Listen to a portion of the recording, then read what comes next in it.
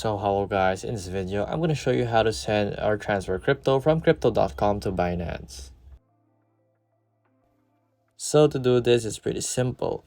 Here we have our accounts. So here in your accounts you will see your crypto wallet, your fiat wallet, and many much more. So here once we go back, you can do deposits with your crypto or fiat.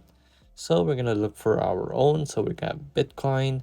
So we want to deposit Bitcoin into this account. So it's pretty simple. So we'll have to select our network. So we're gonna have our BTC network right here. So let's just select it. For some reason it won't let me select it. There you go. And then here you have your address. So we can copy your address and then we can head on to Binance. So here in Binance, in your spot and funding, you'll have to press withdraw.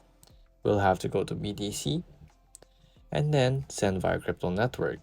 And then we'll have to paste the address right here and then our network, and then we'll have to place our amount that we want. So let's just do something like this. So there you go. And then you'll just have to press withdraw. So I don't have any balance for that.